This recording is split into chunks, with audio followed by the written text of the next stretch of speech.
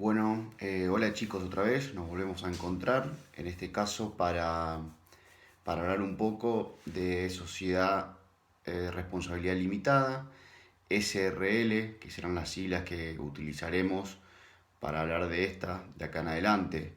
Ustedes ya vieron las sociedades comerciales parte general, que fue el tema que dio el profesor Santiago Koch anteriormente, o sea que ya tienen un concepto o un esquema en la cabeza de lo que significan las sociedades comerciales en su conjunto, ¿no? Sus objetos, cómo se las crean, cómo se constituyen, cuándo son irregulares y demás. Bien, ahora esta etapa o estas dos unidades siguientes vamos a trabajar sobre las SRL en este caso y las sociedades anónimas, las SA, en la próxima clase.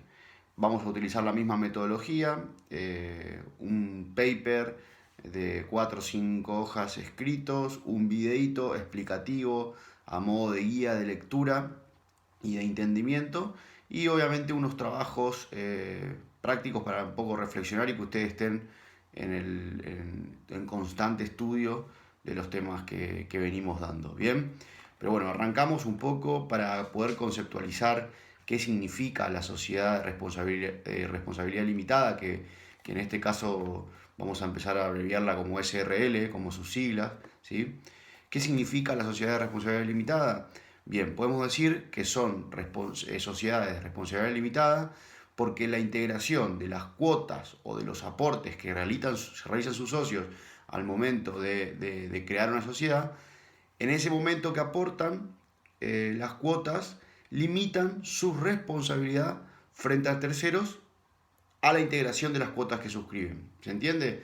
Por ejemplo, si nosotros, 5 de nosotros conformamos una SRL, cada uno aporta 10 pesos a su capital social, las responsabilidades de cada uno de los socios van a estar limitadas a los 10 pesos que aportamos al inicio.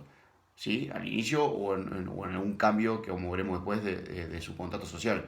Pero las limitaciones que tengamos, la responsabilidad se va a limitar a los aportes que hagamos a la sociedad. Bien, siempre, esto como habrán visto, todo esto, cuál es el objetivo de la sociedad, por qué uno quiere hacer una sociedad comercial, en cualquiera de los casos que vamos a ver, es para poder limitar sus responsabilidades y no tener que responder con todo nuestro patrimonio o de nuestros herederos en cualquier eventual conflicto que tenga la empresa o el comercio frente a acreedores o a terceros. ¿Se entiende? ¿Cuáles son las principales características de una SRL? Bueno, en primer lugar, como decíamos anteriormente, es el capital social, que es la garantía de los acreedores para poder cobrar cualquier eventual conflicto. Bien, yo tengo nuestra SRL, tiene una deuda con determinado proveedor, bien, y ese capital social va a ser la garantía de cobro de estos acreedores, ¿sí? Obviamente limitando las responsabilidades, insisto y vuelvo, porque esto es muy importante que lo tengamos claro. Digamos, la limitación de la responsabilidad a los aportes que hacemos es el concepto o es el eje sustancial de este tipo societario, ¿bien? Insisto, sociedad de responsabilidad limitada. A veces el nombre le va a ir llevando al concepto. Otra característica principal que tiene una SRL está conformada por un número de socios que no puede exceder los 50. ¿Sí? Esto es una diferencia que tenemos que tiene la SRL, perdón, con la sociedad anónima. Y la representación del capital social, que bien decía hoy, está representada en cuotas, ¿sí? En cuotas partes que hacen los socios. Otra de las características, como vamos a ver en el transcurso de este video, que es que cualquier modificación en la integración societaria importará una modificación en el contrato social. ¿Sí? Yo quiero modificar la integración de socios, voy a tener que modificar el contrato social. Bien, el contrato social de una SRL puede ser por instrumento público, como también puede ser por instrumento privado, como vimos anteriormente en Fondo de Comercio. ¿Se acuerdan los tipos de instrumentos que podemos utilizar para hacer? En este caso lo mismo, podemos hacerlo por instrumento público o privado. Si la constitución de la sociedad se hace por instrumento privado, es necesaria la certificación de las firmas de los otorgantes por un escribano público, obviamente, o si no ratificada en un organismo de contralor, para poder presentar en el registro público de comercio. Es decir, que todo contrato social, ¿sí?, que se haga debe ser presentado en el registro público de comercio de la provincia donde está registrado, en la jurisdicción donde está registrada o se va a registrar la sociedad, para que tenga validez, ¿no? Se registra en el registro público de comercio de la provincia. El contrato social deberá contener todos los elementos y requisitos comunes a un contrato social, como habrán visto anteriormente, ¿sí? Nombre, ahora vamos a ir viendo, pero todos están regulados en el Código Civil y en la Ley 19.550.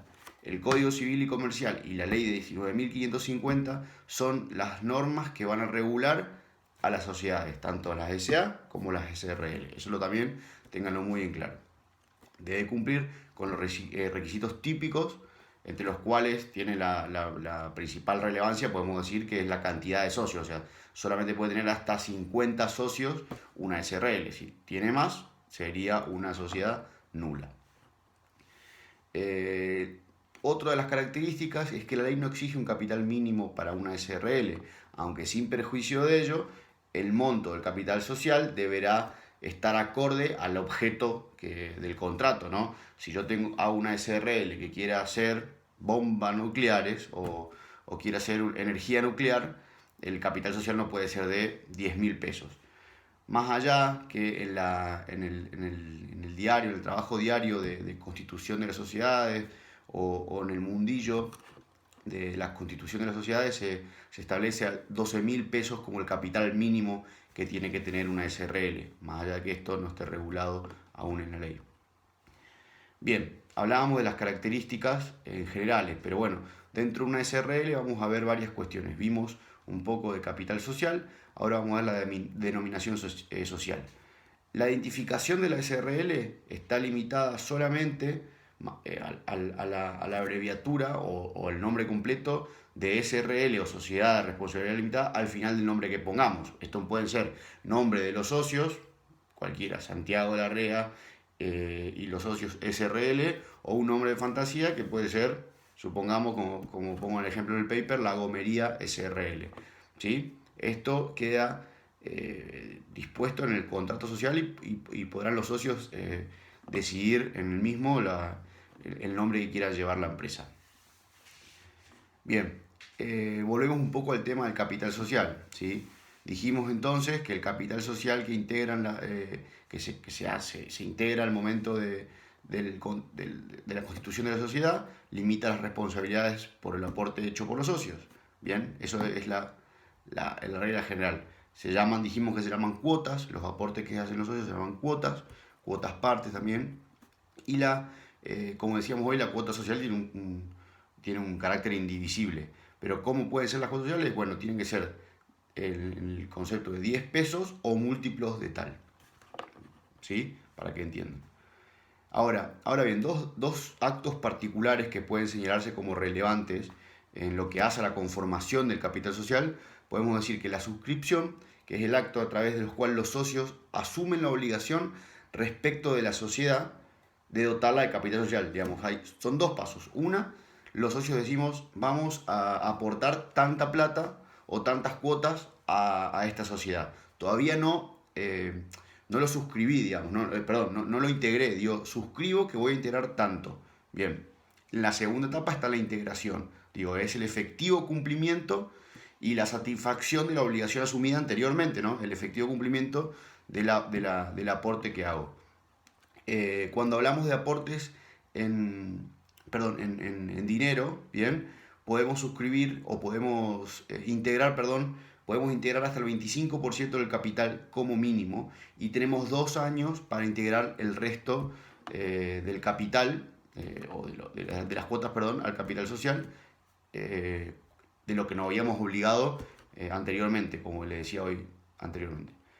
En el caso de las cuotas aportadas en especies o bienes materiales, o bienes inmuebles, por ejemplo, tenemos que hacer el efectivo cumplimiento de la totalidad al momento de de la integración de los aportes al capital social, ¿sí? ¿Cuál es la diferencia? Si es en dinero en efectivo, puedo hacerlo un 25% como mínimo y en 2 años integrar el resto para llegar al 100%. Y si es en bienes, por ejemplo, inmuebles, tengo que hacerlo sí o sí en una totalidad. Ahora, ¿cómo yo evalúo si yo, por ejemplo, hago una sociedad, una SRL y mis aportes los voy a hacer en autos? Bien, ¿cómo yo eh, llego a evaluar o los socios evalúan lo que yo aporto? Bueno, primero se puede identificar eso en un contrato social, queda libre albedrío de las partes, pero en el caso de que no haya, podemos tener o por una pericia, ¿sí? que indique el valor de lo que yo estoy aportando, un auto modelo 2000, el perito dice que vale tanto y ese es el valor que yo aporto a la empresa. Por los precios del mercado, podemos regular, decir que vamos a tomar el precio de, no sé, las revistas de información de autos, si es en el caso de un auto, para poder establecer el monto. O, como dije anteriormente, la evaluación que pongamos en el contrato social. Siempre se prioriza, como habrán visto anteriormente, la decisión de los socios dentro del contrato social, ¿sí? Priorizamos primero eso. En caso de que no esté o no llegue a un acuerdo, la ley te lo suplanta con algunas indicaciones. Dijimos entonces que la suscripción puede ser 25% en caso de dinero, ¿sí? Tienen que ser múltiplo de 10 para aportar, 10, 20, 30, 40, 50, 10, 100, 200, ¿se entiende? Bien, ¿qué preguntas nos podemos hacer con respecto a las cuotas sociales que integramos en una SRL? Primero, ¿pueden transferirse libremente las cuotas sociales? Principio general, sí se pueden transferir libremente, excepto que el contrato social indique lo contrario. Ahora, ¿qué podemos ver en estos casos? Por ejemplo, una persona que fallece y tiene herederos y el contrato social nada dice de que estos herederos continuarán con su parte en la sociedad o no, en su defecto, o los dona o las dio por testamento a un tercero. Si nada dice el contrato social, se rige a través de la sucesión, digamos, ¿no? Cuando se termine, obviamente los herederos tienen derecho, insisto, si no dice lo contrario en el contrato social, tienen derecho a hacerse de esa parte de la sociedad.